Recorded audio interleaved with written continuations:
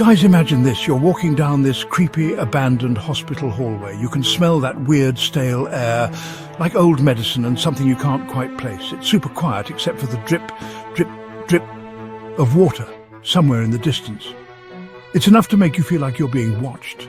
These places have seen some things: pain, suffering, death, and tonight we're diving deep into the stories that prove it. The most terrifying real-life horror stories from abandoned hospitals. The kind that will make you sleep with the lights on. Abandoned hospitals, places once filled with life, now stand as eerie monuments of the past. Their peeling walls whisper forgotten tales, and their empty rooms seem to breathe with an unseen presence. But what happens when these halls refuse to be silent, when the spirits of the past refuse to rest?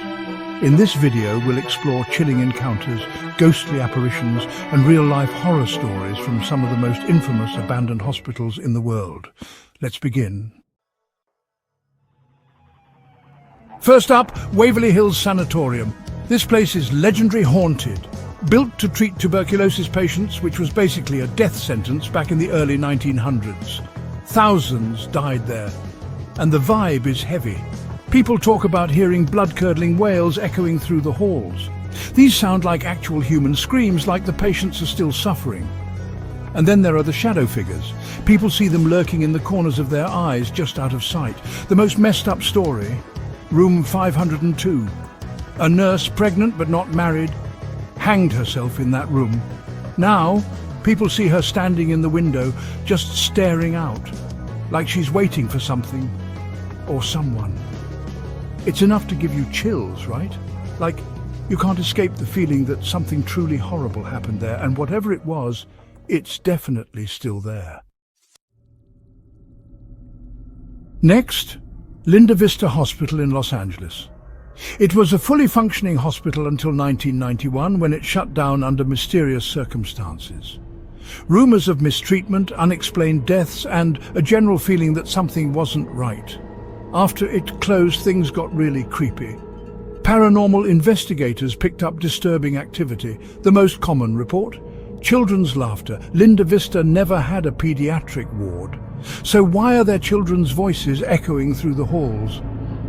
A security guard saw a small figure dart across the hallway. He checked the security footage, but it was just static.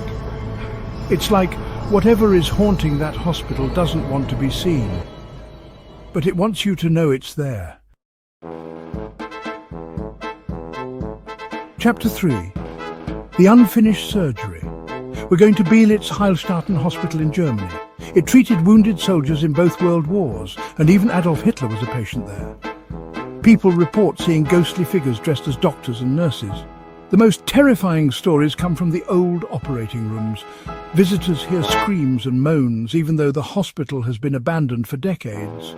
Some believe the spirits of the surgeons are still trying to finish their last operations, like they're trapped in a loop, reliving traumatic moments. People have reported objects moving on their own, like surgical instruments being flung across the room. It's like whatever happened in those operating rooms left a stain on that place.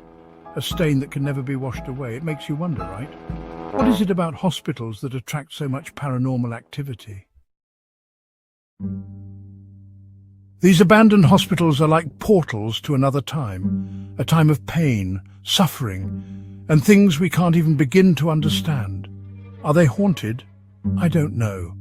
But there's something about these places that gets under your skin.